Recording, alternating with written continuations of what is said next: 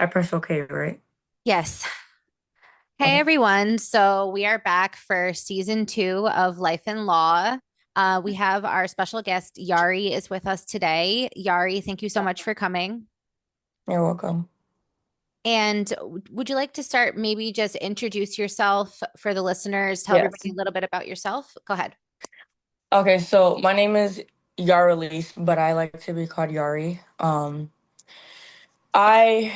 I came here today to help out, like give some information about my situation and try to see if she could get some help with her situation. Um, DCF where I was, it's kind of messy, and I don't know too much about here, but I've heard a lot. I'm 18 and I just turned 18 too. I know if it's where I lived in when I was in DCF, they help a lot. They really do, but they could only do so much, especially with my case. My case is like kind of difficult. It's crazy. And they try to do so much to help, and I hear about Connecticut out here is that like it's worse. So if it's bad and where I was at and Connecticut doesn't do too much, it's like it like kind of hurts us kids. We try so hard to get help, and a lot of us we go through different things. We all have different cases. It just doesn't make sense to me how some kids, like I had a friend when she was with me, she right after she turned 18, the same day she turned 18, she moved right into an independent living program. Like, why isn't everybody's case like that? They're like, because everybody's case is different. And it depends on the DCF worker you get. I have a good DCF worker. She tries a lot to advocate for me. It's kind of like, difficult, but I try my best to help myself, and it's kind of hard to do stuff on my own here, especially in Connecticut. Um, Everything is it's tough. It's really tough. I try to take it one day at a time, especially for me. I when I grow up, I wanna be a cosmetologist and stuff. I wanna do stuff like that. I wanna help people who've been in my shoes. I wanna create books. Stories. I want to make books and stories and stuff. I wanted to sing and stuff, but I don't know. I just don't want to make too much money on stuff like that because I'm not the type of person who like cares too much about money, and people look at me and think I'm crazy for that because money is just politics pretty much. I don't really believe everything that politics does. Still do believe it because politics is the reason why we're doing a little bit good, but then again, we're going back down because of politics. And it's like, it's annoying because we have to follow the rules or consequences will happen. And I just stay out of the politics situation stuff. Yeah.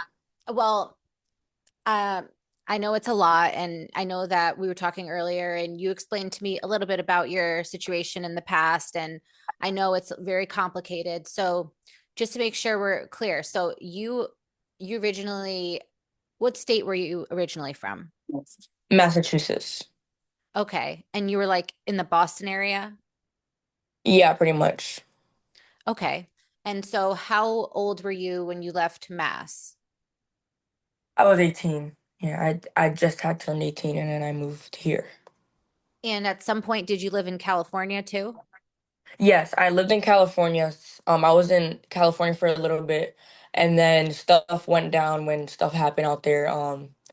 I How old were survived a lot you? of Like when I you was lived like there, how old were you? when I moved there I was pretty young, probably like 10. Yeah, I moved there when I was 10 and then left when I was 14. So you lived Yeah. in Mass up until you were 10, and then you moved to Cali. You stayed for 4 years, and then you moved back to Mass when you were 14. Yeah. Yeah, pretty much. Well, I was so my when I was taken by DCF, it was my birthday when I got taken by DCF. Of what And what age? or CPS, I meant, sorry. I was 14. I just had turned 14 my birthday. Then pretty much I was only in CPS for a little bit. So that's when they moved me to Mass. And then a lot of stuff happened out there, and it's like crazy because everybody says you're not able to stay in one place because every single time you go to this place or that place something happens. I'm like, yeah, because the people that I'm with are always either they're with this. It's mainly my family. Like my family always they're together. Like some family of mine, not all the time, but they always create arguments, fights. But some of my family, they're on the positive side, so I try to stay away from the negative side of my family. And my mom and my grandma's pretty good. My aunt here and there, you know. They try to do so much because they're pretty far from me, so they can't do too much. So when you were in Mass until you were 10, had you ever been in DCF custody at that time? Yes. Well, what? No. I know when I was in mass when I was younger, DCF was doing investigation, but then they stopped because there wasn't really too much that they could do. And So then they as I never got like older, took you away. Like DCF no, never removed you from your home. And then no. when you were in Cali, were you under CPS custody? Yes.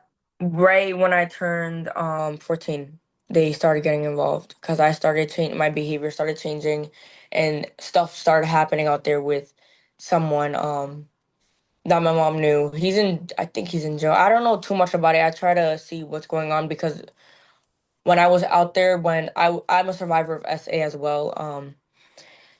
When I was out there, when they did the rape kit and everything, you know, they didn't give me too many information about it, and I wanted to know the information. They said because of me being a minor and so much trauma that I went through, they don't want me to see all of that, and it affects me. Like, they asked me if I wanted to, you know how you have to go to court and you have to see the person that did that to you or did that to the person. Like, I don't know how they said it. Like they faced them in court pretty much. They asked me if I wanted to do that. I'm like, honestly, I don't know if I'm ready for that.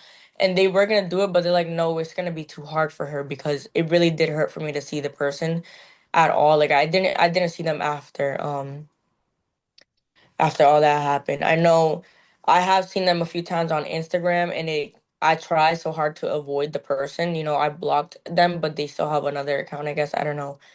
And I try to make sure that they're not looking at my stuff because that would be a definite thing where I would definitely have to report that because it says that it was a recent video or a picture. I didn't look at his pictures. I know I had someone look at them for me because I didn't want to see his face. And they said it was a recent picture and they said what he wrote on there. And it was like, but I was told by the courts that he was put in jail. So either he's posting in jail or he's out of jail and he's posting because they said he's going to be there for a while. But then again, he's posting, you know. So was this a family member or somebody else? Yes, it was a family member. Well, he Okay. wasn't to me, he was someone that my mom was with, but I don't count him as a family member at all because family does not do stuff like that. That's not family, whether they're blood or not. He wasn't even my blood, but I know I have a sister that his her dad is that guy and it's like it's just I talk to my siblings here and there, but she doesn't really talk to me about she's young, she's 5 years old or 4 years old. She doesn't talk about her dad at all. So if she does, you know, like I just try to avoid the conversation. Cause But she did last you say, heard, he was in jail. Last time you heard. yeah, yeah, cause she made a drawing for me one day, and is I asked her who the people was on there, and she mentioned the dad, and she was actually the drawing had me holding hands with him. It was like everybody holding hands with each other, but I was holding hands with the dad. So I was like, I don't know, you know, I just don't ask too much. Me and my mom, whenever we talk, we don't talk about it at all. Like it's like you know, it helps that we don't talk about it, but at the same time, it's like you know what I mean? Like I like that we don't talk about it, but it's like she just acts like it never happened. Everything that happened out there, but something for sure did happen. And does she still live out there Yes, with your with my sibling. Yeah, just with my three one? siblings. How many younger siblings? Three? I have three. My brother and my two sisters. Okay. And so after that incident or report was what caused you to get taken out of that home and brought back to Mass when you were 14. Yeah. And Yeah, but then the thing is, sorry, when right after it happened and I reported to DCF, I reported multiple times and I told them I don't feel comfortable in the house. Can someone please take me out of it? So pretty much they you wait, said, wait, well, we hold on, need hold on. You said take you out of the house, meaning the one in Cali? yes, and Okay. it took a while for them to do that. So I tried so hard. When I say I tried so hard to get out the house, I tried doing everything and nothing worked. They put me in hospital. They hospitalized me every single time. I tried everything to get out. The police were called, everything. And this one day, the police came. They took me to this place on my birthday, and it was pretty much DCF. But you know, police could actually be helpers for DCF, I guess. So they pretty much detained me that day on my birthday, and I didn't even get to say bye to anyone. But I did have visits with my siblings at like places like the mall and stuff. DCF will be there to So when you say supervise and they stuff. detained you, like you were in California, like Yeah. out celebrating your birthday, and then Oh DCF no, and I wasn't celebrating at all. I was just home sitting in my room doing nothing. And it's a long story, you know. I just don't want to say too much because my siblings, I don't know if they would come across this page or something. I just, my siblings they run their mouth a lot, and I don't want my mom to be like, "Oh, why are you putting her like I'm an adult, I could say whatever I want, but at the same time, I love my family. I just don't want to lose contact with my mom, even though we went through what we went through in the past, you know." yeah, I mean, But like to be obviously, honest, like don't say anything that you don't feel comfortable saying, and if you don't want to answer something, you can just say, you don't want to answer it. But yeah. I'm just trying to make like a timeline of kind of what happened with the DCF and stuff. So, Yeah. so let's go back to they bring you to Mass and you go into Hmm. a foster home. Yes, pretty much. Well, they moved. So before I went into the foster home, they put me with my mom's ex, which was my sibling's dad, my other two siblings' dad, and The one who you said abused you. yes, abused me at the time. Well, before was abusing my mom. He was very abusive. It was like an abusive relationship, Was and this she thought, after you reported that he did something to you? yes, no, Why he would didn't they? do anything to me. He'd hit me a few times and stuff. But after that, they opened the case and stuff with DCF and stuff, and they detained me from him, and it took a while for them, like almost 2 years for them to detain me from him, because I tried, even when I tried, and they tried investigating everything and nothing, and then he ended up just giving up, and that's when they realized, yeah, this is not. They were just gonna drop the case and everything, we're gonna take away custody, and before they could even take away custody, I had already turned 18, so they took a really long time to do anything. And it took a while because DCL or CPS in California didn't do too much to help. They pretty much said, well, if you want to go, then we're just going to let you go. They dropped me off at his house and never talked to me after. They didn't investigate anymore. They just dropped the case. And they didn't even ask me to drop the case. They pretty much just dropped it.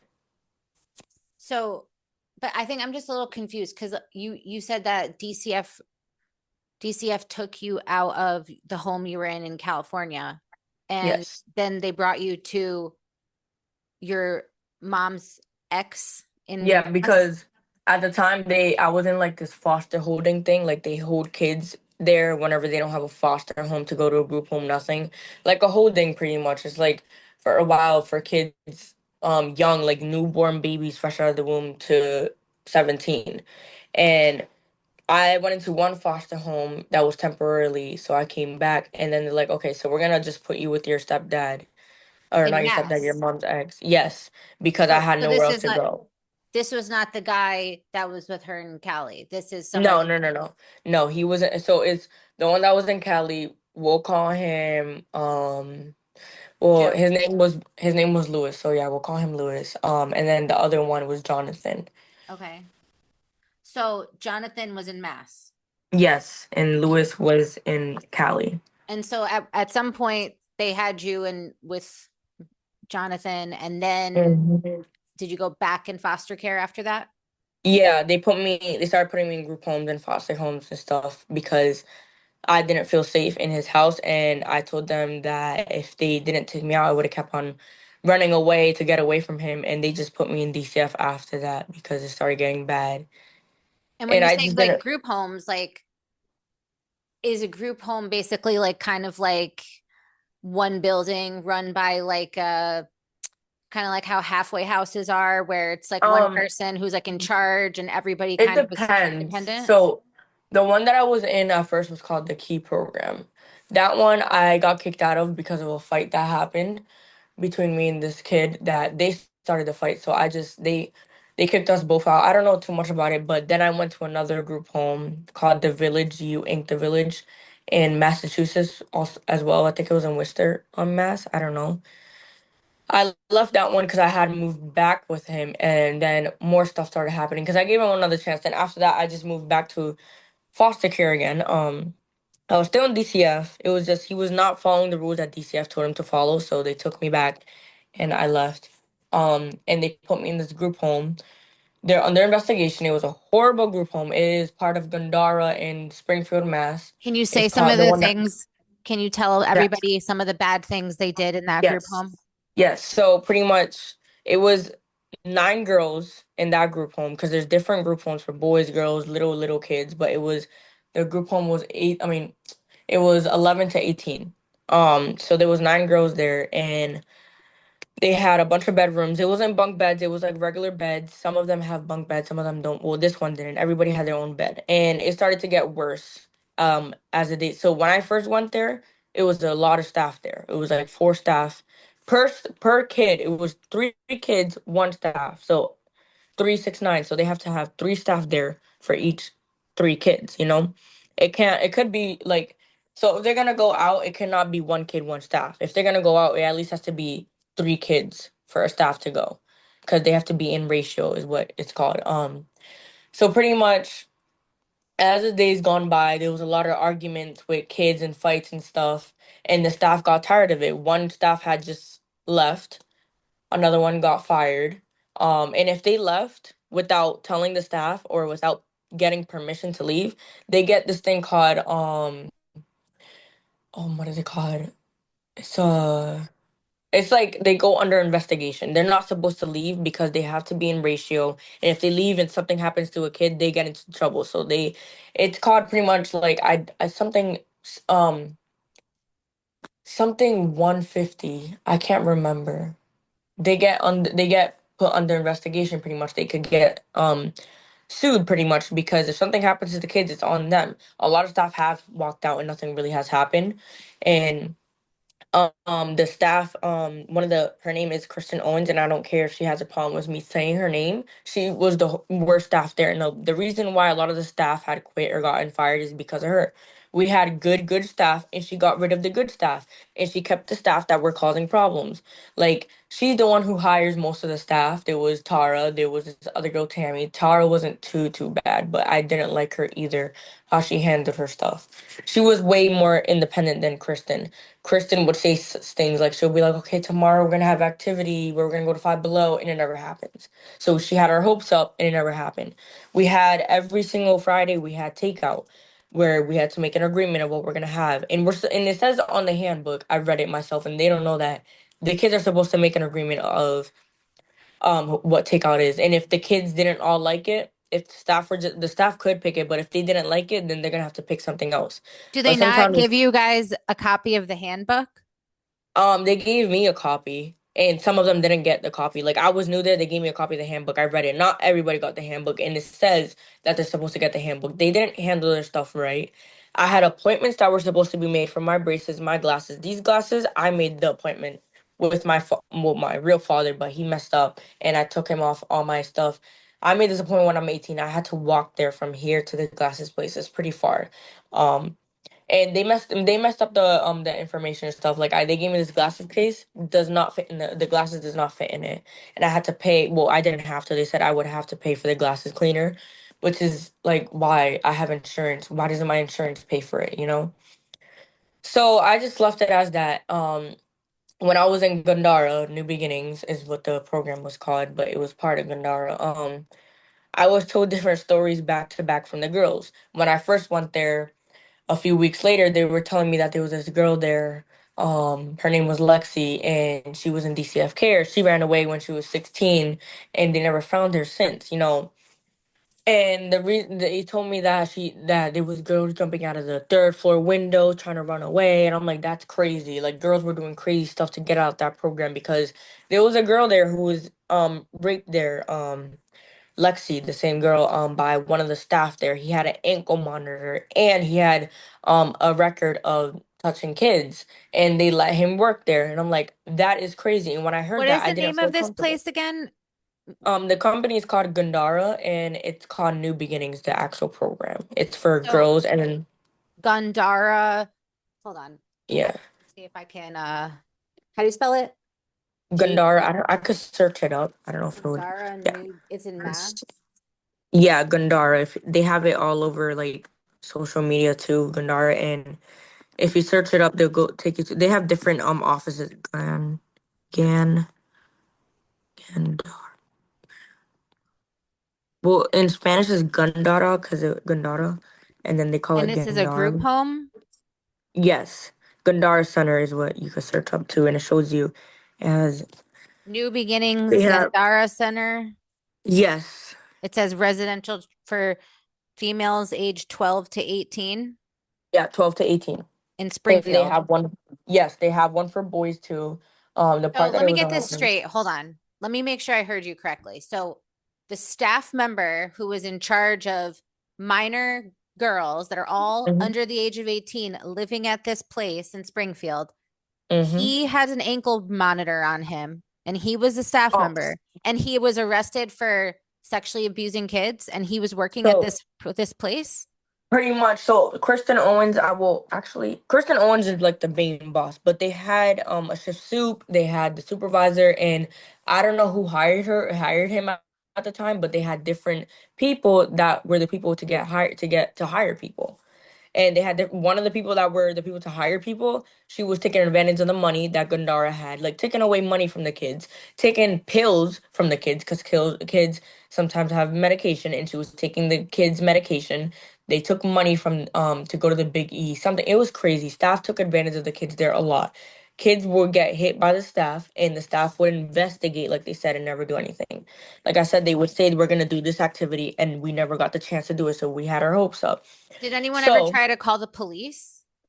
yes, they called the police multiple times, especially when kids start getting aggressive. They just went straight to the police, No, I mean, like, and did the kids ever call the police and say, like, I'm yes, being abused? And what did they do? yes, they call. They either they come in and the staff says, "Oh, the kid is lying," or they investigate or whatever. I don't know too much. I've called the police before, and they thought it was a prank call because there was kids laughing in the background about a movie that they were watching, and I'm actually looking for help. So they just hung up on me thinking it was a prank because all our calls have to be on speaker now because the kids would call random people that were not on their call list and ask them to help them run away. And a lot of the kids out there, they would run away and either get set traffic or something bad will happen. That's why they don't like kids running away because they're a minor and they're supposed to be under somebody's custody, Yeah, so especially in DCF. you can either stay at the group home and get raped and sexually assaulted, or you can leave and get sex trafficked uh on the street. Which one Right. do you It's want to like pick? exactly. There's no way to win in this situation. This And is what I want even when people I to called, understand. Like the system is broken. Like people it need to is. It see this. is. And you're It's bad. telling it in your own experience firsthand that you were in this place seeing this happen. Not only are they Yep. stealing money from the government that they're getting for these kids, but abusing the kids. And why are they hiring criminals in this place? Like this place Exactly. needs to be shut down. Exactly. Like what? Like even if he didn't have a charge, why is there an ankle monitor and why is he working there? He had a literal ankle monitor. If he has a record, he shouldn't. Whether it's about criminal stealing, he should not be working there. Yeah, a That was sex crazy. offender should not be running a group Exactly. home of girls that are under DCF custody that are all Exactly. minors. Like, are And you kidding especially, me? and they were telling me that they were investigating him and he might have got arrested because he has a kid too, so his kid could get taken away. And I'm like, they should have been taken away his kid when they heard that, especially in the group home because they family people who've done stuff like that to anybody, they most likely go to their kids first, their family first, because they happened to me. Some family came up to me. I mean, not came up to me, did it to me, and some family weren't there to support, so that's why I got taken. And not only that, I was also there for someone. I wasn't there for this guy, the one that his name was like Mark, and they fired him or I think he quit, I don't know, but and this other guy, he walked out because he was upset. He got into one of the boss's face and he just walked out. So they did investigation on him because there was a girl there, a little girl, she was only 13. She got there when she was 11, so she was there 11, 12, 13. Now she's 14, so she's been there for 3 years. And it's a long-term program. They have short-term programs, they have star programs, they have different programs. And one of the programs, it was called Maple Star. It got shot up because one of the kids were saying, "Oh, you won't." Like he wouldn't pull out a gun, and he pulled out a gun and shot the program and almost shot one of the staff there. And supposedly one of my friends were there, and she had to go to the hospital because the glass hit her and cut her arm. But there was kids that were going to the school that I was going to that were in that program. It was all over the place. You'll see the kids all over the place on the run. Some of them were hurt pretty bad in the hospital. It was bad because when I was there was this guy named Rodney. He was very weird how he would talk about the girls and talk to the girls. It was making me uncomfortable because I know there was this girl, she threw a whole fit because the way he was talking. I'm like, she's going too crazy. She was taking it too far. But then he started working there again, and then I noticed the way he was talking to me, I did not like it, and I just left it alone. And he kept on going, and he was talking about something about rape and stuff, and it made me uncomfortable. So I called him a rapist out loud, and everybody looked at me, started yelling at me. I'm like, you guys are gonna look at me like I'm like he's the victim. You guys are gonna look at him like he's the victim, but watch later on, you guys are gonna regret it and look at me and apologize to me. And they did because he got fired, and he said to a girl, "Oh, you're the type of girl," because the way that she was acting, "You're the type of girl I would use for sex and EBT to steal her money." I'm like, that's crazy. And And these I'm are the like, people that's that not this even, these are the people that the state is paying to watch yes, people. to So work when you get there. taken away from your family and go in DCF, they put you with these That's people. exactly. And this girl was only 12 at the, no, 13 at the time. And this guy was like in his 40s. And they started doing an investigation, and some of the girls didn't want to talk about it because they felt uncomfortable. He would make fun of us. One of the girls there, she was only 12, and she acted like she didn't really look like a 12-year-old. Like she looked like she was 16. Like some of the girls there looked like they were older, but she was 12 and she acted like a 12-year-old too. And he made fun of her, saying, "Oh, your mustache, this and that," because she kind of had like, it was really hard to see, but if you go close up you could see that she has a little bit of a mustache. And talking about, oh, something about Chef Boyardee, and she would just say, "At least I can grow a mustache," and they were just, they were all laughing about it, but they didn't realize that he wasn't joking. He was being serious, and he kept on going and going and going. And he walked out, and they investigated on him because of all that. And he wasn't supposed to walk out. And then one day, you know how I said there was 9 girls, and it had to be three staff. I mean, one staff to 3 girls. One day there was all 9 girls in one staff, so they were out of ratio, and this staff was going through it. She did not want to be there because there was kids going crazy, kids coming in out of school, and the bus driver would not let us off unless there was a staff there because that's what the staff requested. They never put a waiver to say that I could go home. So I'm just sitting there. They're beeping the horn. I'm screaming out the window, "Come and get me." A lot of kids had to stay at the school called Rebecca Johnson to wait for our staff to come and get them.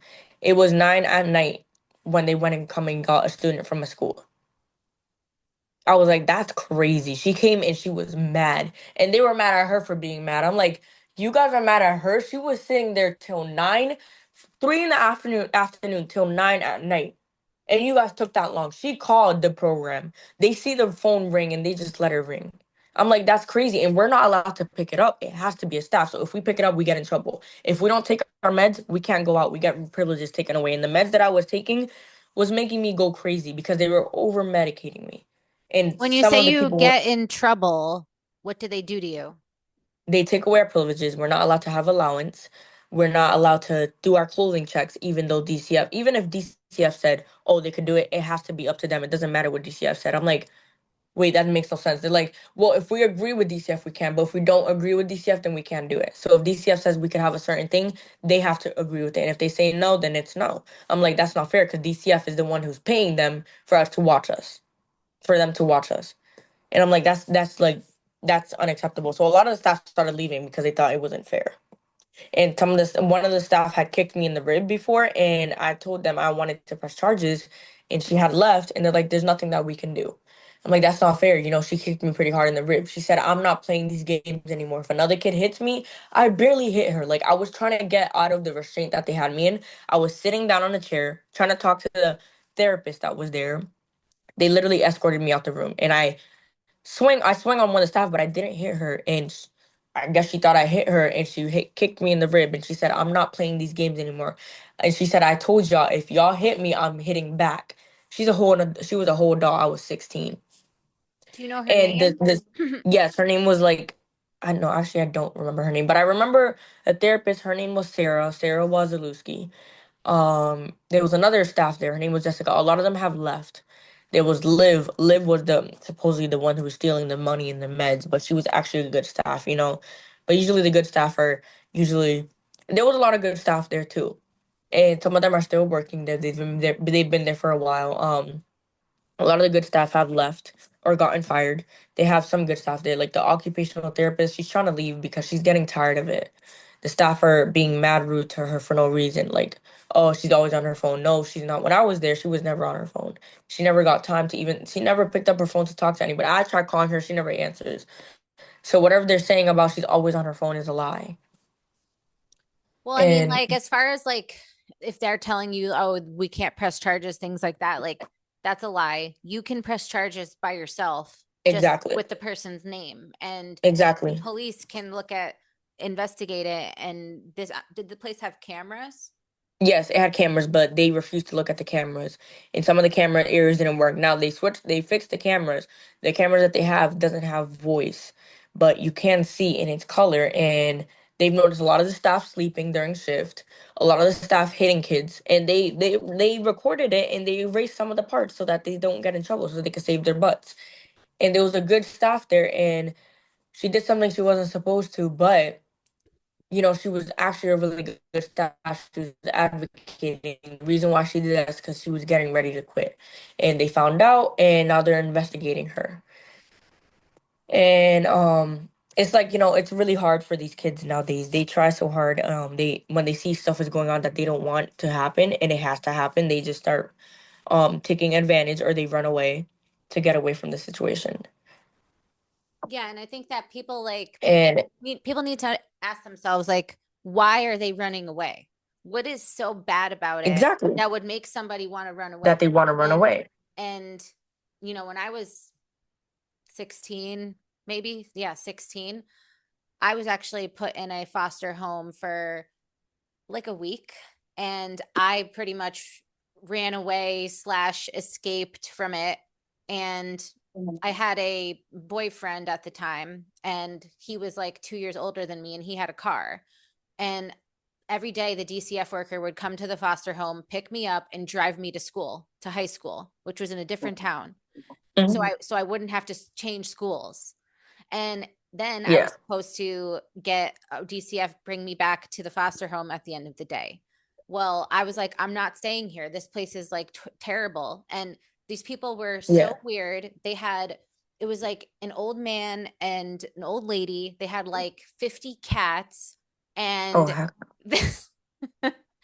and they had like one girl which they adopted, and this girl Mm-hmm. had like her own room with like her name in lights and like all these fancy, Wow. like, spoiled decorations, and they were treating her like a princess, the adopted one.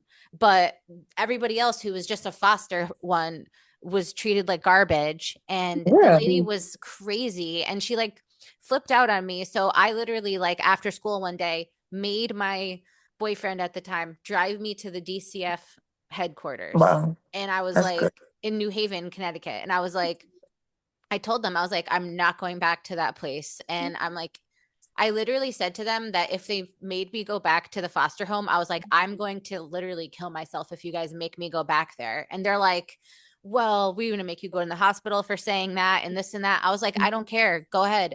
As soon as I get out, I'm going to do it right when I get out. And then it'll be on your conscience, and don't make me go back there. And I begged them not to let me go back there. And they were like, where do you want to go? And I told them I had a great aunt, and she was like older, but she had her own house, and it was Mm-hmm. clean and nice. And I said I want to go there. So they said, okay, we'll do an emergency visit. We'll check her home, make sure it's safe, and if it's okay, we'll let you stay there. And they did. Yeah. And if I didn't go there and demand that they like do something, they would have not. They would have just Yeah. made me stay in the foster home forever. But it's like, Mm-hmm. and what makes somebody want to escape from that? Because it's torture. Mm-hmm. They're not treating you right, and especially if you're being abused. And I was only there for a week, and I can only imagine how much worse it would have gotten. But we are going to have to take a break, just for a few minutes. So Okay. let's end now, and then we'll pick up after the break. All right. Okay.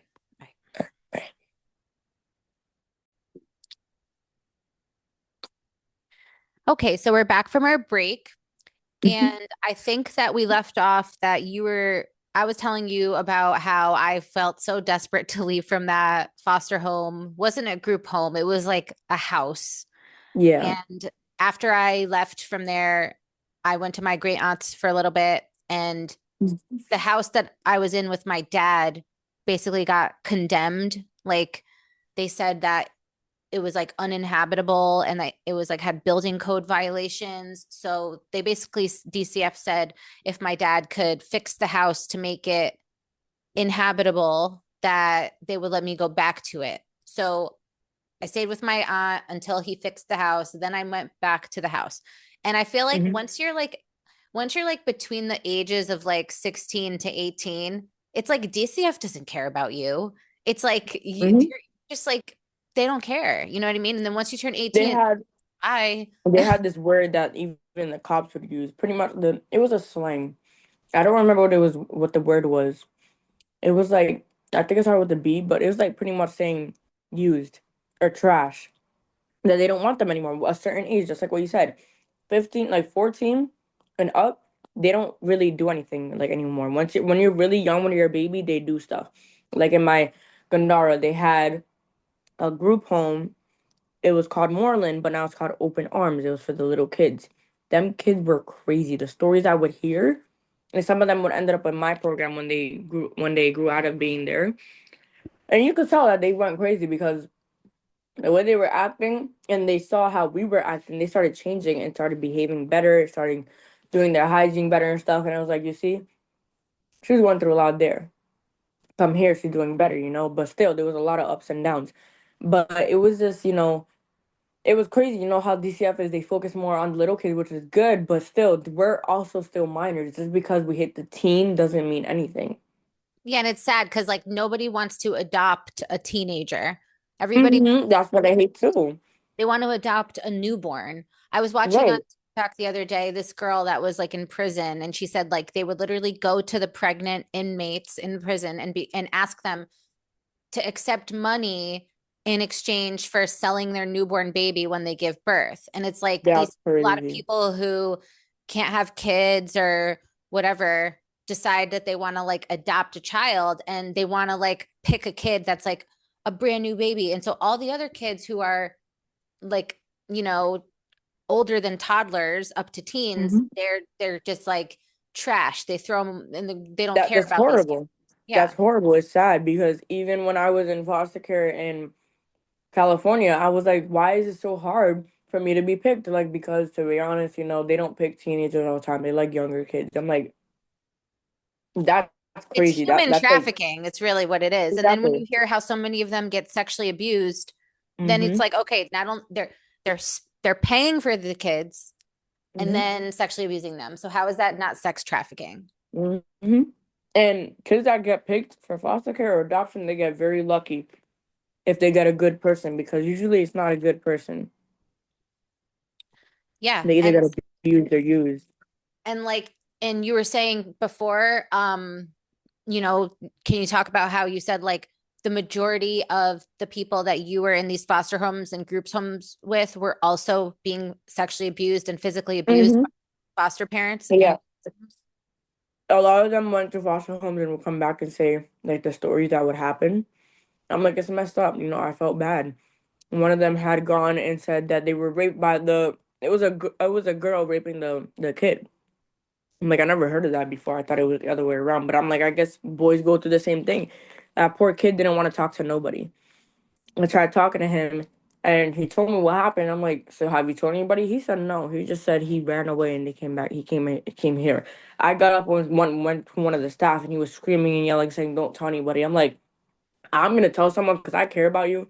I looked at him like he was a brother. He was a little kid how old was he? and he was like probably he was 10 years old. And he was before it was crazy because the staff wouldn't even before he went there, he was all active. When he came back, he just stayed shut. He didn't want to talk nothing. And they didn't realize if if he's running away and he's like that, something has to have happened. And they didn't look into it. I'm like, that's crazy. That poor kid, I don't know what happened to him after, but And also, I it's like felt so all these bad for kids him. are like already, these kids are already like traumatized and Mm-hmm. dealing with like abuse and neglect in the first place. And then they go in these group homes and foster And homes it gets and get worse. abused and neglected more. And then these It gets kids worse. are like groomed to think that this is normal. And then when they're It's not. adults, they turn into big pharma patients who are either in a hospital or or they're in prison where they're getting paid for every person that's in prison, they're getting money, or they're in these homes where they're getting paid per person, like you said, 500 a month, whatever it is. Like they're looking at these kids like a check, and it's Mm-hmm. disgusting the Pretty way that the much. system is. And to hear that you had people running the home that are sex offenders, like Mm-hmm. how in a million years, like you can't even get a job in Uber if you have a conviction, but you can go work Exactly. in a group home if you're a sex offender. It's crazy because, like, some group homes are pretty good, but some of them are bad. Because that one right there, I've never been to a group home like that before. Every other group home, no staff will be hitting kids. The kids would be hitting the staff, and the staff would just cover themselves. If a kid were to hit a staff at the group home I was at, they would slap them. I'm like, that right there. If DCF saw that, they would have got arrested. But since nobody wanted to help and they try to cover their butts, That's they the didn't get arrested. problem. The problem is the They would state, investigate. and it boils down to the state is the real problem because they're the Hmm. ones who are hiring these people. And anytime that you're going to something that is from the state, like if you have the option, if the state is like, oh, we can send you to this group home and the state will pay, or if you could go to like a private home and pay out of pocket, you can guarantee that the one that is run by the state, it has like, you know, addicts and sex offenders and like criminals running there and working Uh-huh. the place. And like, you know, I have a brother that is like 11 months younger than me, and Hmm. he has Down syndrome, but it's like severe. So he can't talk at all. And Hmm. like when I was growing up, he would always sometimes my mom would get like a aid and the state would pay as part of like, whatever, like Medicaid, whatever it was. And so like if my mom was at work all the time, we would be home and like this aide would come to our house to like help with my brother. And that's what she would do. She would come to my house, sit there, use our phone, use our house phone the whole time, talking to her friends, eating our food, sitting Oh on her no, ass in our kitchen doing nothing. And so I that's went up to crazy. her one day and I was like 10 years old. I was like, isn't your job to be like taking care of my brother and not like sitting here just, whatever you're doing? And she was like, you know what she said to me? She goes, "Shut up, you stupid bitch." And I was like, are you fucking kidding me? And That's crazy. then I told my mom that lady ended up getting fired. Then they brought another lady, and I had a purse that had like all the Uh-huh. money I had saved. It had like $500 or $400 cash. And I was like saving up for years every time I ever got money to have that Uh-huh. much. That was like my life savings. And I Uh-huh. had a wallet in my purse with my $400. And one day we were supposed to go to like some thing at the school. And my mom told the aide, don't come to the house today. We're not going to be there. Don't come. I had in the living room my purse with my wallet and my money. The lady, what do you think she does? She told her not to come. What do you think she does? She came. She knew we weren't going to be there. She came anyways. When I get back home, the purse is there, but my cash is conveniently gone. So I'm like, That's crazy. not only do these people swear at me, you eat our food, use our electricity, don't do their job, but they're getting paid to do that and robbed me and stole money from me. So they ended up, police got involved, whatever. Their agency ended up reimbursing me for what the lady stole. But Wow. it was just like, those are just a few examples. Then another time they hired somebody that was like driving the bus or something to take my brother to like a day program because after you Hmm. age out of high school, then if you have like special needs, you can go to like other day programs and stuff like that. She texted the guy or called the guy, and he starts like sending messages back asking her like how many bags of drugs does she want to buy. And like you can't make this shit What? up. Like It's crazy. and then like Like who? listening to your story reminded me because like they had this other places that they called a respite center which Mm-hmm. like if the person is like severely disabled, you can like bring them there and they stay there for a few days or a week so the parents can have a break and go on vacation or do whatever. So like I remember a couple times when you went to bring him there, remember he couldn't talk, but as soon as he saw the building he would start crying and screaming and running away. And he would, when even if we would force him to go there, when he would come home he was covered in bruises.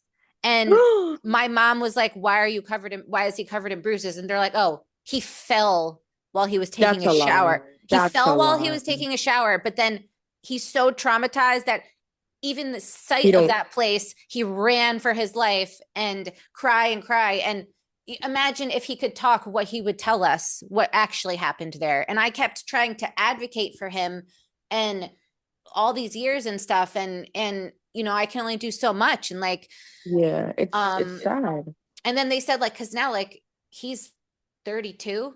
And so it's like, they said like, oh, he could be in a group home or whatever. But it's like, she puts him on a list for a group home. He's been on this list for like 15 years. Like, Oh my if you don't God. have money to pay for it out of pocket and you're expecting to go to some state facility, not only are you going to be abused, but it's going to be a waiting list and it's going to be some rundown messed up place that steals the money they get in funding Yep. and just hurts the kids. And it's like, okay, Yeah. this is what they're doing to you guys that are like smart. Imagine what they're doing to kids who have mental retardation that can't talk. So it's disgusting. And It is. and It's annoying and so because, like what other things can you tell us like that was the worst of things that you've experienced and others in these group homes have experienced? Because I think the public needs to yeah, understand that like this is the exactly. That repercussions of foster care and being under the state's control. like I've noticed that a lot of the kids that I was with, they did have problems, but a lot of them didn't have super bad problems. A lot of them were just taken because of their family or because of an allegation that never happened. And they're taking away kids that don't need to be taken away too. They knock on doors and be like, "We're taking like, look at the kids who are actually asking for help. If they're not asking for help, leave them be. Whether it should be if they're asking for help. If they're really asking for help, whether they have proof or not, you have to do something. Just like I understand whatever. Just like I don't understand why they don't try. If it's because of Donald Trump or the government, I like they need to like cut that stuff out because that's crazy. Donald Trump is a narcissist. He's weird. Not only that, but when I was living in California and when I moved out here, when I saw the CPS, how it was from here, it was different. CPS out there, they're good, but they're not. You know why? Because kids out there, they get leeway. They get to do whatever they want. In some group homes, the group home that I was in, they're not allowed to have phones. They can't. At the one in California, they were allowed to have phones. They could leave whenever they want. They could come back. They could run away, and they don't even call run away. They just let them do whatever they want. And I'm like, that's crazy. But not only that, but the DCF people, they would be driving and they would get the middle finger every day because on the side of the car it said CPS, Children Protective Services. Right? Yeah, services. And I'm like, that's crazy. I would see someone just flipping me off every time. I'm like, bro. I'm like, what is up with these people flipping us off or beeping at us? And they're like, because they see the car and they get mad. Yeah, good, because DCF and CPS don't do anything. They take away kids from family that aren't supposed to be taken away, or people that are really going through it and they don't help. You take away and help the kids that don't need help, but they don't help the kids that are really in need. It's annoying. So I had been in a group on a group from this foster home that was for 30 days. It was temporarily to see like, if I could stay there for a little bit till I find out another living situation, right? There was this girl there, I was on the room and she was a pretty small room. It was a nice room. I've been in that was actually the smallest room I've ever been in, but it was a good room. It was comfortable. And I've been the room that I'm in now is way bigger than the room that I was. It was literally like a small square. It had a bunk bed, a drawer. It was really small, but I enjoyed it. It was a nice place. The parent there was pretty good. She had her daughter and then her daughter's kid, and then she had us too. She was helping kids. She wants to help kids. She was really kind. She was nice. She bought me a computer. She bought her a computer. She had a phone. But the thing is, I left that computer over in California. I forgot about it. Which is crazy because whenever it comes to electronic stuff like that, I remember to get it, but I forgot. Um, so I was there and I told the girl that I was with there my situation. She told me pretty much she was there because her real father molested her when she was pretty much Angelina's age, and she didn't know what was going on. She thought it was okay, but she was getting hurt and she didn't like it. After her father, she wasn't able to see her father for a while, and it was her real father too. Um, and she noted her mom noticed she was acting very weird, and she was trying to ask her questions, but she was too young, you know. So she tried asking her questions. She didn't want to answer too much. She was like, if she was uncomfortable, but then she realized one day she went to school and her teacher was yelling at her and her mother saying she's touching boys inappropriately and girls. She's doing sexual things to them. Why is she doing this? So she talked to her. She's like, that's what dad does to me. Why can't I do it? And she's like, what? What do you mean your dad does it? She was too young. She was literally 5 years old. And they investigated and they never put him in jail. And I'm like, that's crazy that he never went to jail. Then she's like, oh, I forgave him and I still talk to him. I'm like, you still talk to your father? She's like, well, she was too young to remember too much. I'm like, that's crazy. Whether if I remembered or not, I would not speak to anybody who hurt me like that and made me think that it's okay to do stuff like that. Yeah, and And that's like because he literally was what they're drinking and trying to stuff. do to Angelina. They're trying to make Angelina just think, oh, well, it's okay. It's not happening anymore. Or, oh, it's fine. You were young. Or, oh, this and that. Like, she's even said things like she's made comments saying things like she wants to marry her brother and Oh laughing no, no, about it no. and things That's like that. that's scary. That's not Is that her blood brother too? It's her Or half, sad? it's her half blood, but she doesn't have any full blood because her dad has two from his ex and I have one from my ex. And then we have her. So she got That like two half brothers and a that half hurts me to sister. hear Yeah. because like I seen the videos and one of the videos where she was hurting and stuff and that like hurt and the fact that he's avoiding to let you talk to her, he needs to burn in hell first of all. Yeah. When He said he to me I'm that saying if I want to talk to her, I have to go spend years in a mental hospital or prison because I have what? mental problems for lying He about what has happened. mental He problems. says I'm psycho because I lied and then posted on social media lies. No, Show me anywhere on any of my social media where it's a lie. if anything, If he's anybody caught. can show me anything I ever posted that's a lie, that wasn't a joke, that was a serious post, that's not a lie, I'll give them $1,000 right now because I've never posted anything that wasn't a lie unless it was a literal joke. And I'm sick and Right, like tired that's of not, him trying to that's like, and you know what? My daughter's the one who said that this stuff happened. I didn't just make this up. exactly. And that's Exactly. So why if I put anything, he's calling his own daughter the liar, pretty exactly, much. exactly. She And Why he would said, she lie? She's literally a baby. How old is then he she? says, she's 5. And he says, Oh oh, my God. you forced her to say that stuff. You forced her. Okay. Go watch the videos and see that And let she's me guess, the literally brother's not in jail? no, the brother never even got arrested. And the dad never got arrested either. And Angelina said that she said that the dad caught his son doing it on camera at their camera in their house. And the police wouldn't do anything. And the father's not arrested either. Like it's a joke. That's crazy. Yeah. And that's what I'm saying. Like, it's That like, then they're trying to say that I'm bad because I reported the abuse, because I took her to the doctor, because I took her to the hospital, because I was did they do making more than one report. But they told me if she makes more disclosures to make another report. Like, if you're a mom and your kid is like, oh, I was sexually abused, and you call the police and they investigate it and they're like, oh, we're not going to do anything. And then later on, a year later, she's like, says that she was abused again. Are you just going to be like, well, they investigated it a year ago, so I'm not going to do anything? Is that what a mom would do? How that's much? what they want us to do, and we're not Yeah. gonna do that. We're gonna continue.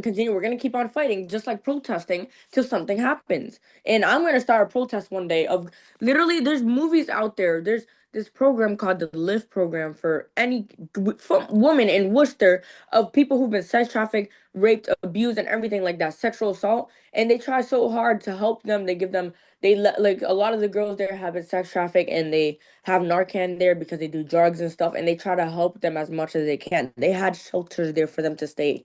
Like it was good, but then they shut down the program or something. Something happened that involved the government. I don't know what's wrong with these people, this politics stuff. They're cruel people. They're trying to make things worse.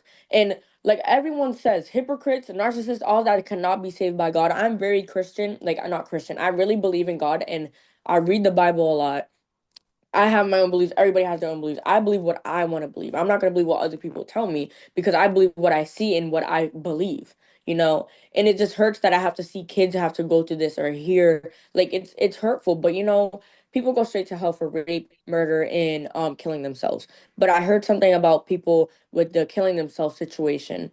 I'm not going to say too much about it because, that was supposed to be for me to hear and not for everybody to hear because they'll find out one day or another when God decides. I don't know, I try to not talk too much about God with people because some people get irritated. Like some groups that I've been to, we weren't allowed to talk about religious stuff, which was kind of annoying because we should be able to.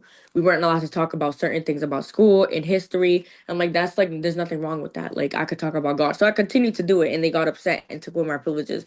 Even when they did, I continued to do it. So they tried threatening to kick me out the group home, and I continued to do it because I'm gonna talk about God if I want to. Especially, and they didn't even allow me to have a Bible in there. I'm like, that's not okay. And I said, they're either gonna let me talk about Jesus or they're gonna take me out.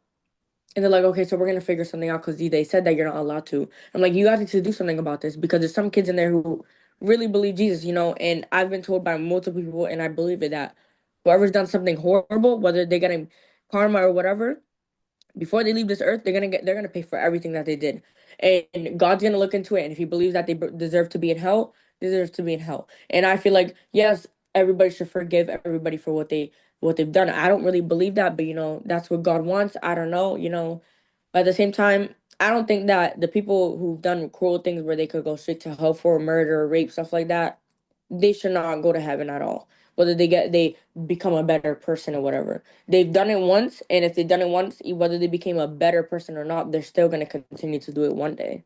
That's horrible. It's cruel.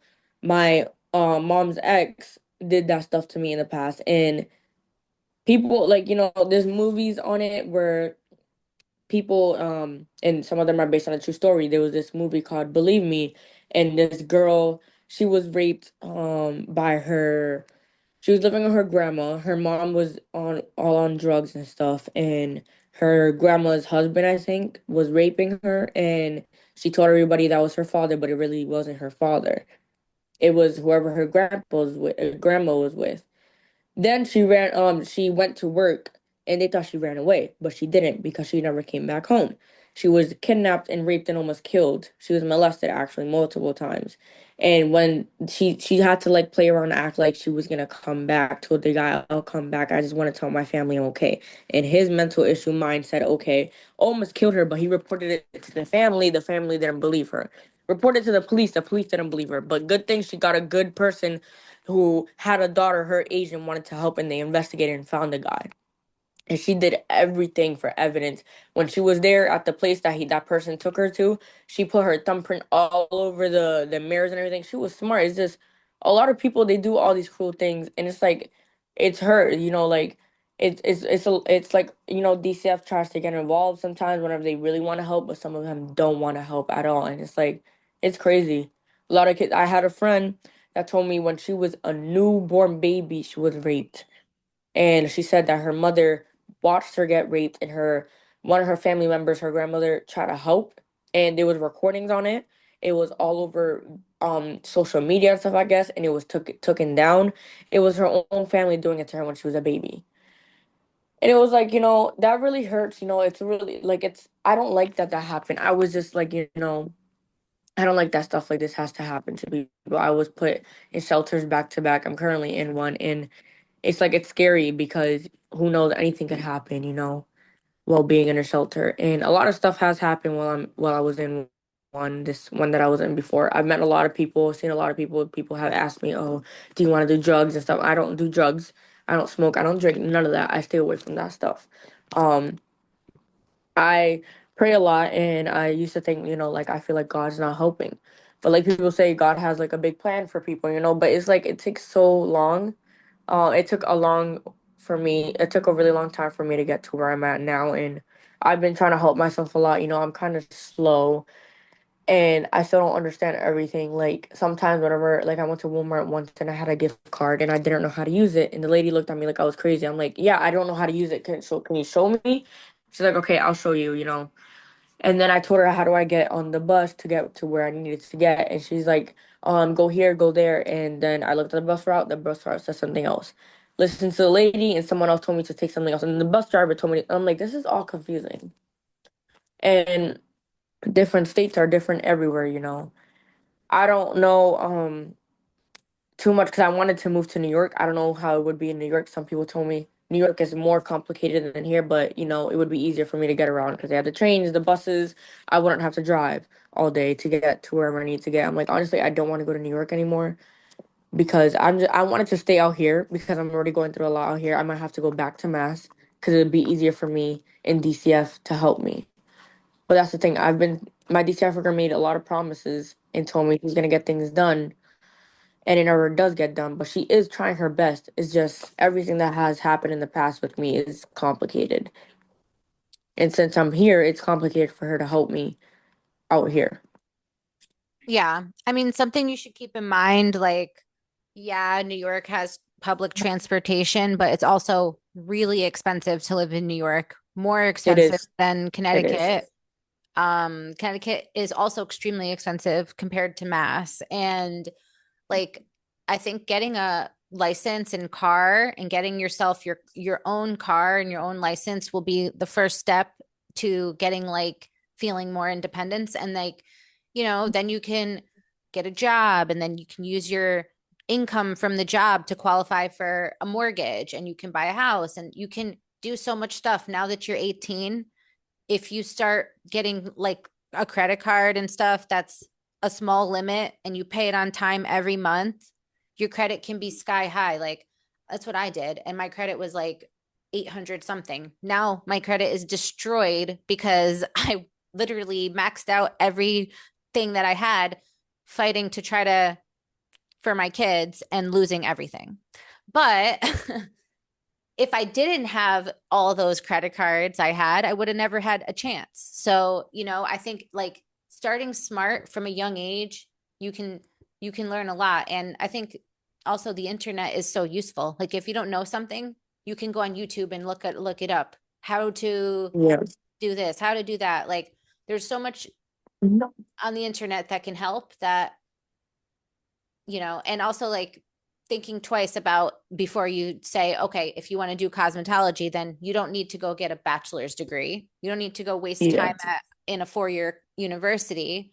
You can just go straight and get your licenses and start working and building up clients. So, Yeah. I think just also listening to other podcasts about like self development and making money and things like that can help. But I know you've been Yeah. through a lot and you can also maybe do something like one day like starting a nonprofit to try to help other people and maybe even opening up Mhm.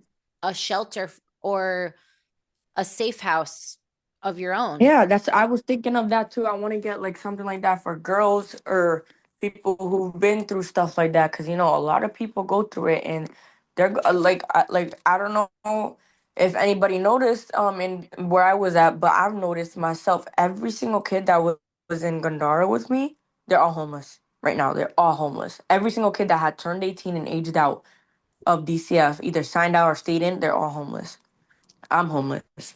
My friends are homeless. My other friend is homeless. And this other girl who's not even 17 yet, she's going through being homeless pretty much because she runs away a lot and she's going through hell. But honestly, she could get help. She just chooses not to get the help.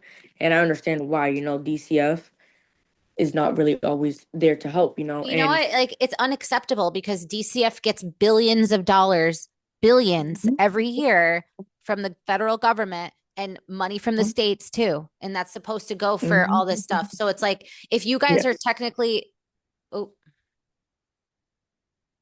What happened? sorry.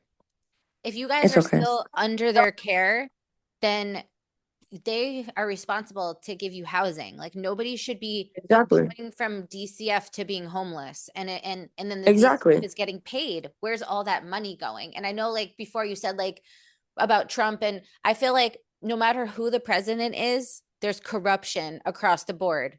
And I think that the Exactly. last president Exactly. was extremely corrupt and it was like a free for all. And now listening to every day that them coming out with reports saying, look, the government spent $9 million on steak in the month of September, and then you fact check it and it's like, yeah, that's actually real. Meanwhile, people are homeless. Like, what's going on Hmm. in our country? Why don't like it's like they're always worried about money. There's homeless people out here, and all these people have money, money, money. There's this girl on TikTok who was in jail. I'm gonna say her name. She is crazy. When I looked into it, her name is Gypsy Rose. Okay, so I understand Gypsy like her Rose. situation that her mother was like that, but still, what she's doing now is crazy. And I'm looking into it. I'm like, this is scary. This is cruel. I understand she didn't do it to her mother. Whoever that guy was did it, but still. I just hope her child doesn't go through hell either, because people who've been so traumatized, they end up acting out on what their parents did. Like there's this, I don't know if you've seen before. He's like a life lesson trying to teach people to do better. Pretty much, if a parent, a kid that if a parent, if a kid's with their parent their whole life, like this guy was in jail back to back, and his kid tried asking him for help. He said, "Go away," blah blah blah. Didn't want to help him. His kid grew up and ended up going to jail back to back. Same thing that his dad went through. Now, this other kid, his dad was rich. He was doing good in his jobs. His kid grew up and his dad, because you need a parent to guide you to the right stuff. Now, his parent was never there for him, so he didn't know what to do. So he ended up in jail. My parents, they tried so much to help, and because of my situation, I was in DCF pretty much my whole life. Kids in DCF, they end up jail, um homeless, getting arrested, something happens, sex traffic, anything, and they get traumatized.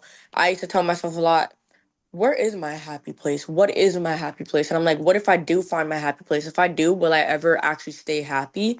And I have found in my happy place before, but I realize whenever I do, I start overthinking. Whenever like I smile or laugh, I start overthinking. It's like something in me, the devil, I don't know, is telling me you're not supposed to be happy. You're supposed to stay traumatized. I don't know why that happens. And I started laughing. When I start laughing, you could tell, people could tell that my smile just goes away. I try so hard to keep it on my face, so I don't like people don't think, oh, she looks weird, or I start overthinking. I'm thinking about stuff that happened, and I'm actually happy right now. And I know, I tell myself this is not gonna last. There's always ups and downs in my life. Something good will happen, and then bad will come. And I try not to think about the negative. I always try to stay positive.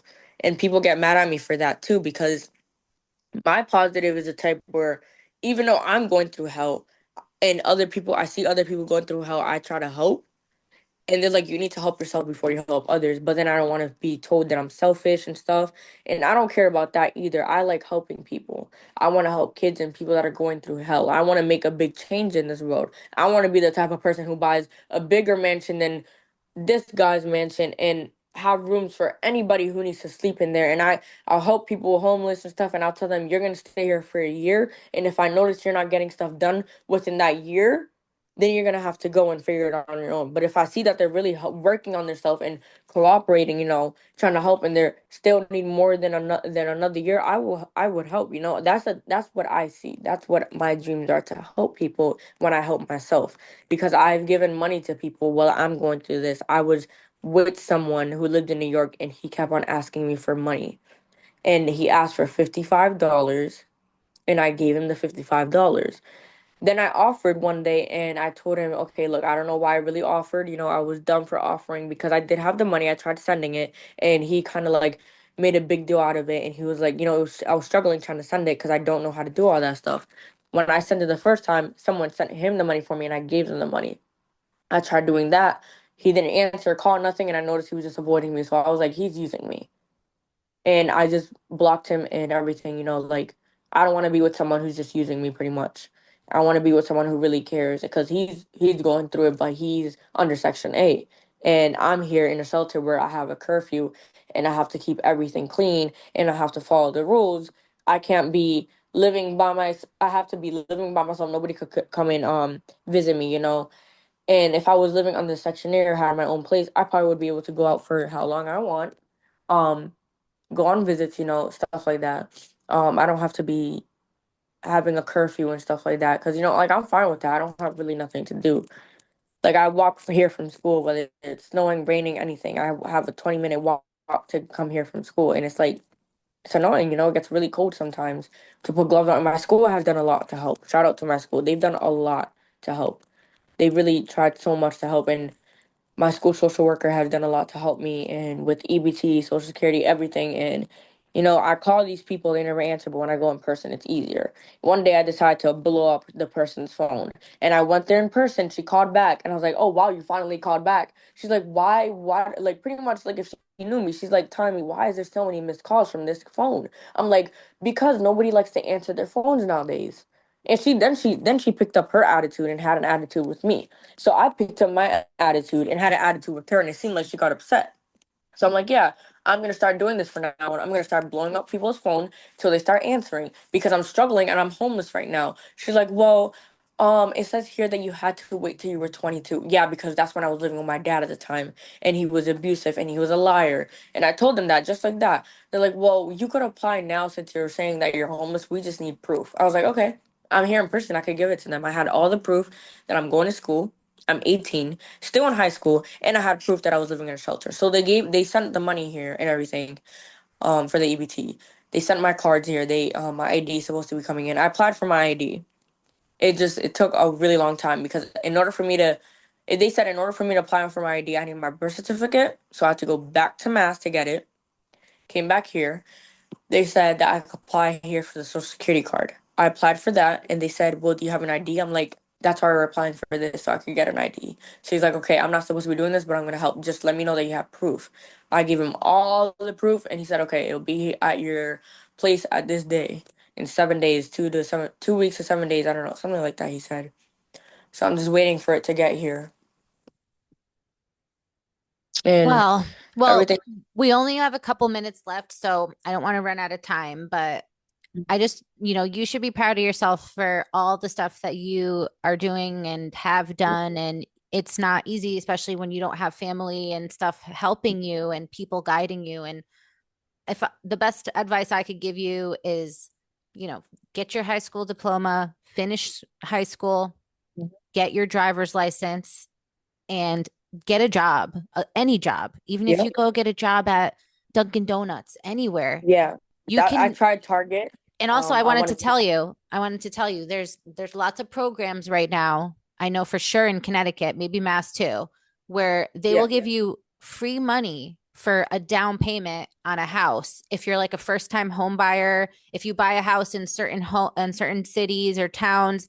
And so like you could take advantage of a program like that, buy your first property at 18, buy a two family or three family, rent it, get income, and start building your credit up. Then you can get a car, you can make payments, and soon you'll be able to like not think about money anymore. And then your dream of helping others, like you can't help others until you help yourself first. And yeah, it's not selfish to help yourself and get yourself to a position where you can then give back. yeah, yeah.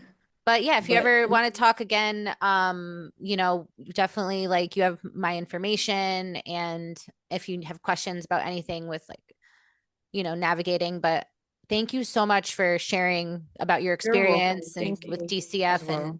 I know it's hard to talk about some of the stuff. So I appreciate you taking the time to Yeah. be open with Yeah, us. I really hope that something good works out with you and your kids and stuff, and I really hope they detain them from the dad, and you get them because he doesn't need them kids if he's being abusive and stuff.